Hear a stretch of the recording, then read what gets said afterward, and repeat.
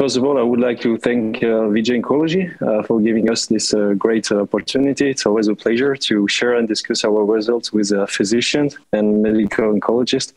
So just to briefly introduce myself, my name is Blanchard. I'm a PhD student in the lab of Jean-Philippe Girard. So we are a lab that is mainly focusing on vascular biology, immunology, and oncology.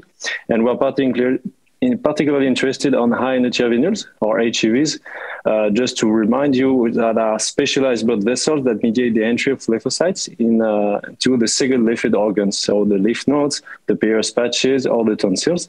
So they are critical to mediate the entry of the lymphocytes that are circulating in the blood in this single lipid organ.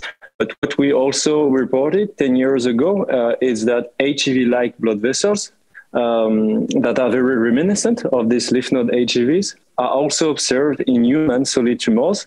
So we call them tumor-associated HEVs, and we showed that they are highly associated with filtration and also with favorable clinical parameters, leading us to propose that they may function as major gateways for lymphocyte entry into the tumor, just like their counterparts in the lymph nodes.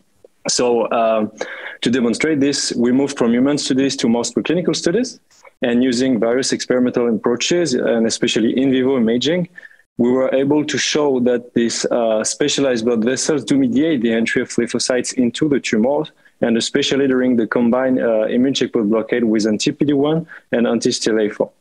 So this was an important work that was done in the recent years, and in our new project that I presented at SITC 22, we are now very interested on the mechanisms that regulate the generation and the trafficking of stem-like CD8 T cells during cancer immunity and cancer immunotherapy. So in this new work, as you may know, these cytotoxic CD8 T cells are very important during anti-tumor responses because they are able to kill the cancer cells, but not all CD8 T cells are equal in the tumor microenvironment. So what has been shown is that the stem-like CD8 T cells, this subset of cells, is very important for durable anti-tumor immunity and for the response to cancer immunotherapy. So this is why we were particularly interested on this subset of cells.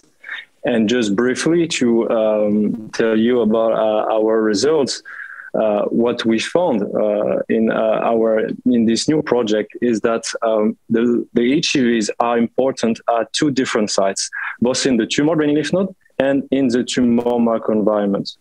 So what we found is that lymph node HEVs may be important for the generation of the stem-like CD8 T cells by supporting the entry of naive CD8 T cells that are primed by tumor-derived dendritic cells in the tumor-draining lymph node, and that then become stem-like CD8 T cells. And in the second time, the stem-like CD8 T cells migrate from the tumor-draining lymph node to the tumor microenvironment.